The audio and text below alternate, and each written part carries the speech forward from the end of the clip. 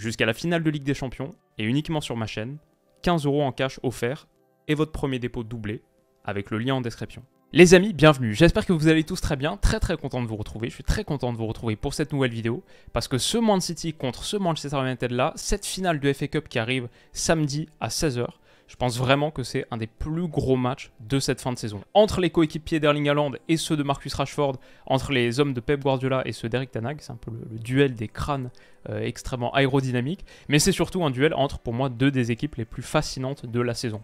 Le troisième de Premier League contre le premier, contre le champion, et aussi un derby de Manchester à Wembley, pour la première fois dans l'histoire de la FA Cup. 152 ans d'existence pour cette compétition, première fois que ces deux-là se rencontrent en finale. C'est tellement nouveau, tellement inédit, que pour la première fois aussi, la Cup a déjà été partiellement gravée, avant même le début du match. Bon, avec le mot Manchester, voilà, aucun risque de se tromper. Ce sera complété dans 48 heures, samedi vers 18 h, 19 h. Et donc, la question d'aujourd'hui, City ou United, qui remportera la compétition la plus vénérable, la plus ancienne, la doyenne des compétitions du foot de club. Mon prono, il arrive très vite, dans quelques minutes, si vous voulez y accéder directement. Je vous mets le lien en description, vous avez ça dans le chapitrage, le timecode. Mais en attendant, comme vous le savez, on va parler équipe par équipe et commencer par United. L'enjeu de cette finale pour eux, il est énorme. Bien sûr, il y a ce trophée, qui est un très beau trophée d'ailleurs, je trouve. Mais un trophée donc qui serait le deuxième de la saison. Ça, vraiment, c'est remarquable. United a déjà remporté un titre. United a déjà remporté 7 Carabao Cup. On en avait fait une vidéo contre Newcastle, c'était en février, fin février si je ne me trompe pas. Pour la première année de l'ère ten Hag, finir 3e de Premier League, comme c'est le cas depuis la semaine dernière, officialisé avec 75 points, donc retrouver la Ligue des Champions, et en plus de ça, prendre les deux coupes nationales, une en finale contre Newcastle, qui a fini 4e, et l'autre en finale contre City, champion de Premier League, et en plus City 2023, peut-être une équipe all-time, peut-être le champion d'Europe dans quelques jours, ce serait un immense succès pour cette première année de l'ère ten Hag. Donc il y a cet objectif-là, qui est énorme. Mais il y a aussi, bien sûr, dans cette finale, quelque part, l'impératif de se faire le défenseur de l'histoire glorieuse du club, de Manchester United, de se faire le rempart protecteur de la grande équipe de 1999. Parce que oui, comme vous le savez, si City remporte la FA Cup et ajoute dans une semaine la Ligue des Champions, United ne sera plus le seul club anglais de l'histoire à avoir réussi ce triplé, Premier League, FA Cup qu'on voit ici, et Ligue des Champions. Il y a d'autres triplés qui ont été réalisés dans l'histoire du foot anglais, même City, il n'y a pas si longtemps, a fait un triplé domestique. Liverpool, il me semble, a fait aussi un triplé, mais ce triplé avec les 3 trophées vraiment les plus importants que tu peux gagner, seul Manchester United l'a fait en 99, bien sûr une finale de Ligue des Champions historique, etc. Si City désormais le faisait, dans les grands livres d'histoire, aux côtés de Keane et Scholes par exemple, il y aurait désormais Rodri et Stones, aux côtés de Beckham et Giggs, Bernardo et Grealish, aux côtés d'Andy Cole et de Dwight York, Kevin De Bruyne et Erling Haaland. Perdre le monopole de cette gloire et la partager en plus avec le voisin, les noisy neighbors là, c'est une pensée insupportable pour tout un club. Peter Schmeichel l'a dit d'ailleurs avant la finale de FA Cup qui était contre Brighton, que United a remporté au tir au but, il a dit c'est pour ça qu'on doit battre Brighton, c'est pour ça qu'on doit se qualifier pour empêcher City de réaliser le triplé. Et s'ils réussissaient à stopper City, ce serait pas la première fois qu'ils privent un rival du triplé. En 1977, ils affrontaient justement Liverpool en finale de FA Cup, un Liverpool qui était champion d'Angleterre et qui 4 jours plus tard allait remporter la Coupe d'Europe contre Gladbach. Il les avait battus 2-1. Donc voilà, c'est très longtemps, c'est pas vraiment relevant, mais est-ce qu'ils peuvent le refaire ce week-end? Est-ce qu'ils peuvent frustrer un rival ce week-end? Bon, la première chose déjà, ils sont plutôt sur une bonne série. United arrive assez chaud, 4 victoires sur les 4 derniers matchs qu'ils ont disputés, dont un succès probant contre Chelsea, 4-1, donc il y a ça. C'est aussi un petit peu la bête noire de City. Je ne sais pas à quel point on peut être la bête noire de City, mais un match sur 2 à peu près sur les 5-6 dernières années. United s'en sort avec un résultat, au moins un match nul, parfois une victoire. Une victoire par exemple, comme le dernier match de Premier League remporté à Old Trafford, c'était en janvier, 2-1. Il y avait un but un peu litigieux pour revenir à un partout, mais dans l'ensemble, je trouvais qu'ils avaient fait un bon match. On avait analysé cette partie sur la chaîne. Voilà, donc ce United réussit relativement bien contre City. Ils ont un peu des soucis de blessure quand même quand on regarde Anthony, il y a un vrai doute autour de sa participation. Donny van de Beek, Marcel Sabitzer et Lisandro Martinez, ces 3-là, c'est mort. C'est surtout un problème, je pense, pour Lisandro Martinez, mais bon, ça on le sait depuis un moment. Et Martial out, ça c'est une nouvelle très récente qui n'a pas encore été inclus sur cette liste, là, la liste de FotMob. Martial aussi vraisemblablement est out. Si je devais me risquer à un 11, mon prono pour ce 11, De Gea dans les buts, ça y a aucun souci. Wan-Bissaka, Varane et donc Lindelof en charnière avec la blessure de Lisandro, Varane, Lindelof comme on a vu sur le dernier match. Luke Shaw qui repasse latéral gauche donc. Casemiro, Fred, je vois plutôt ce tandem dans l'entrejeu pour avoir Bruno Fernandes ici. On va reparler un petit peu tactiquement de ce que ça signifie et également du trio offensif.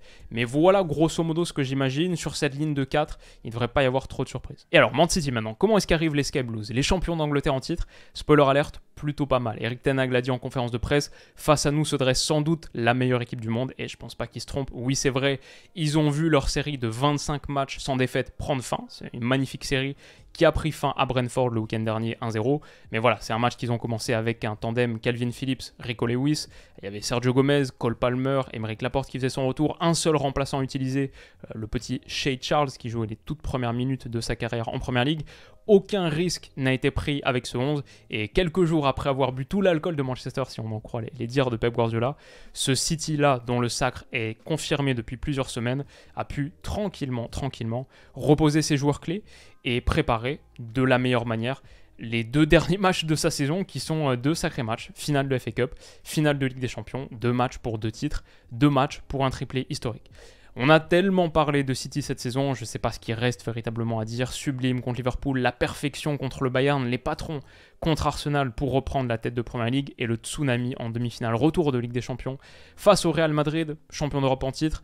On a tellement parlé d'eux que peut-être la seule chose à dire, c'est physiquement, il y a un doute sur l'état de certains. Grealish, Kevin De Bruyne, Manuel Akanji et Ruben Dias, les 4 sont considérés comme incertains, ça c'est selon FotMob en tout cas, incertains pour cette finale de FA Cup.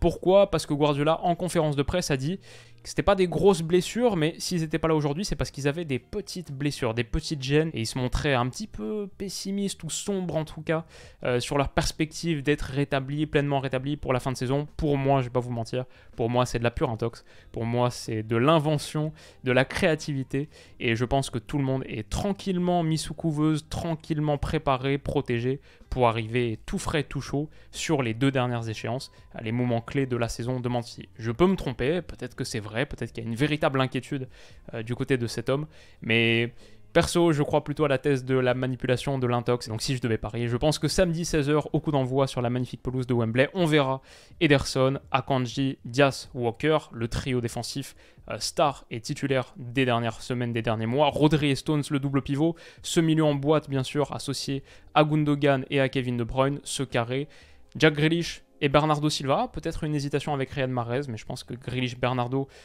qui a été tellement bon contre le Real Madrid, voilà, ça c'est le 11 contre le Real, avec bien sûr Erling Haaland en pointe, c'est ce que je m'attends à voir samedi 16h. Et donc, mon prono, qu'est-ce que ça va donner? Qui va remporter cette FA Cup? Man City, évidemment, l'immense favori. 89% des gens les voient soulever ce trophée. Ils sont cotés à 1,48. United, c'est en 90 minutes. United à 5,90. La possibilité de voir des prolongations, 4,80. Quand on regarde sans les prolongations, simplement qui va lever le trophée à la fin, City à 1,22, United à 3,75. Ça, c'est les codes que vous trouvez, comme vous le savez, sur Winamax qui sponsorise la chaîne, qui sponsorise cette vidéo.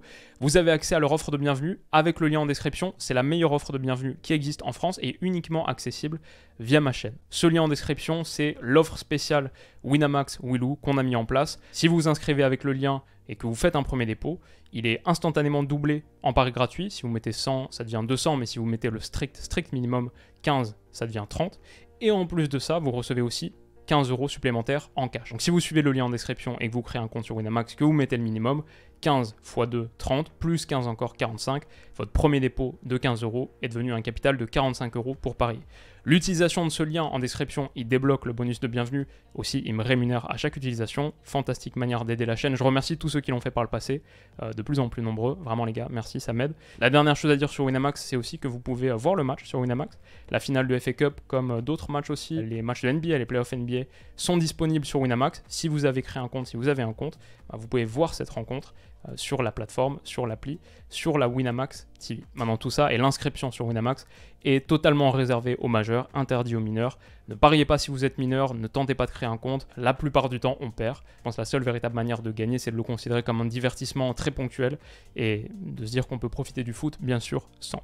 Ok, Manchester City, Manchester United, Qu'est-ce que ça va donner? Évidemment, comme on le voit ici, City est l'énorme favori, mais je pense vraiment qu'United peut leur causer des soucis. Je pense que c'est pas pour rien qu'ils l'ont emporté à Old Trafford en janvier. Tactiquement, il y a vraiment des choses qui sont peut-être la kryptonite de ce City, comme l'attaque des grands espaces.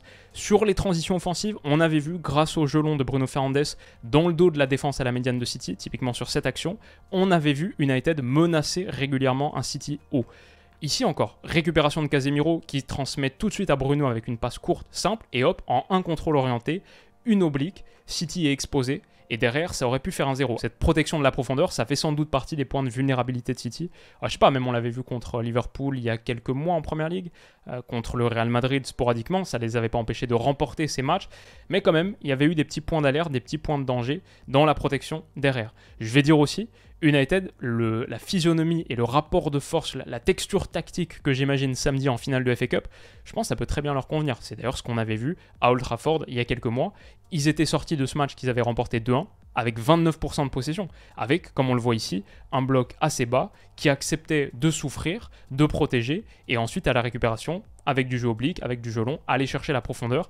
Voilà, c'est une physionomie qui leur convenait assez bien, je pense, dans laquelle ils peuvent être confortables. Je pense qu'un Bruno Fernandes qui descend un petit peu plus bas dans ce rôle de créateur, d'archer, pour aller chercher des ballons longs, pour décocher ses flèches dans la profondeur. Et c'est là que sont importants les joueurs offensifs qui ont été sélectionnés pour moi là pour leur qualité de vitesse, d'explosivité, d'accélération dans le grand espace. Et pour ça, Rashford en pointe, pas de Weghorst, Sancho et Garnacho, sans Martial. Peut-être que même Garnacho peut être titulaire dès le début. Maintenant pour City, il y a aussi une bonne chose qui a été développée récemment, un peu raffinée, pour la protection de cette profondeur. C'était moins le cas avant.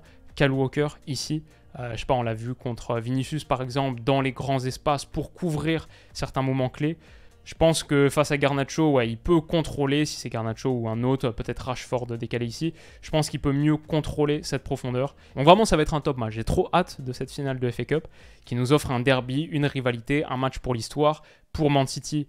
Bon, peut-être en route vers le triplé, ce Man City 2022-2023, magnifique. Pour United, un deuxième trophée, et en plus frustrer le rival, c'est génial. Et je pense que tactiquement, ça va être fascinant aussi.